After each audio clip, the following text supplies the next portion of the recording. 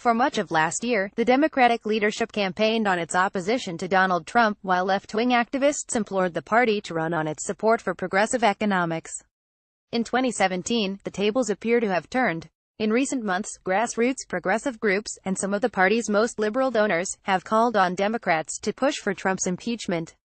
But the Democratic establishment has waved away their pleas, arguing that the party will be better off emphasizing its better deal economic message, while delegating the case against Trump's fitness for office to the president himself.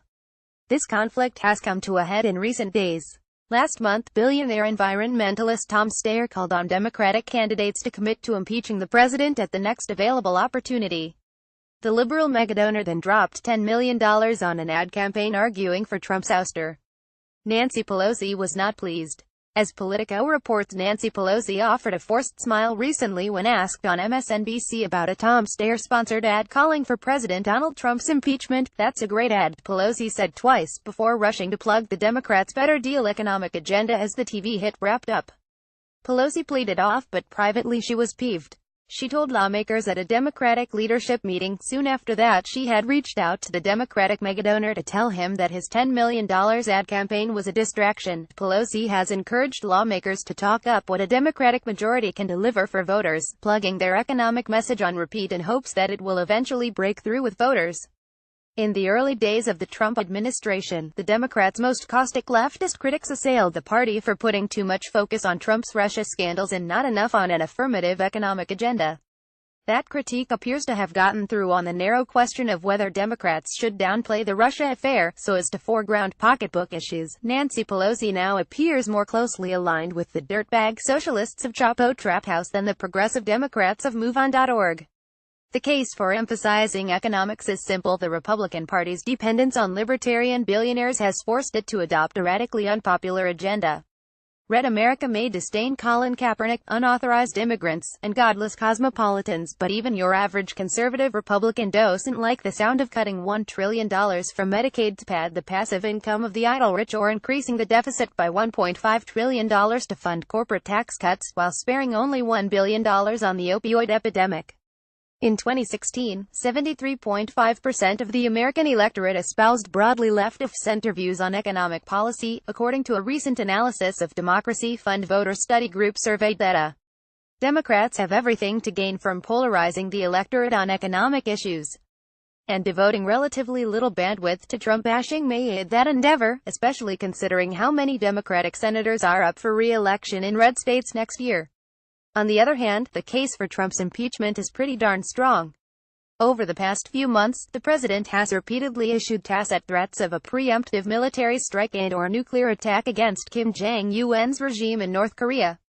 In a recent interview with the New York Times, Republican Senator Bob Corker revealed that these threats did not represent some deliberate good cop, bad cop routine, but were merely the impulsive ravings of a man who sees the presidency as a reality show.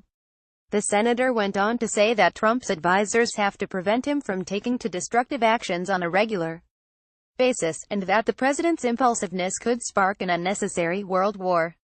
This week, multiple high-ranking members of the Trump campaign were indicted for defrauding the U.S. government while serving as covert agents of Vladimir Putin's cronies in Ukraine. Oh, and one of the Trump campaign's foreign policy advisors admitted that he had tried to set up a meeting between the Republican candidate's team and the Russian government, after being told that the Kremlin possessed stolen Clinton emails. One can hardly fathom what congressional Republicans would have done had Barack Obama ever provided them with such fodder for apoplectic outrage. And campaigning against Trump probably makes more sense as a midterm strategy than it did as a general election one. Midterms typically function as referenda on the incumbent administration, and they are generally decided by turnout, not persuasion. Given these realities, and the fact that the Democrats' road to a House majority runs through historically Republican districts turned blue in revulsion to Trump, hollering about the president's innumerable offenses to his office and human dignity might just be a winning play.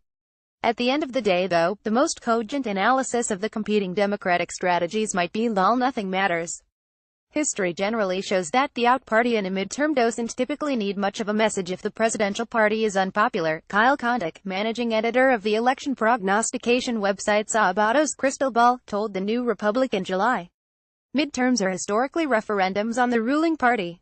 In other words, despite the Democrats' internal fissures, opposition to Trump may be enough in 2018 for them to make significant gains. Democrats' performance next November will be determined less by messaging than candidate recruitment, macroeconomic conditions, the GOP's legislative performance, and what species of mess Trump decides to cook up in the weeks before Election Day. Best then to use the campaign to proselytize for the party's economic vision, and let Trump's deficiencies speak for themselves. Stumping for a populist fiscal agenda may not make a huge difference in the 2018 battle, but establishing credibility on pocketbook issues will increase the party's prospects of eventually winning the wider war.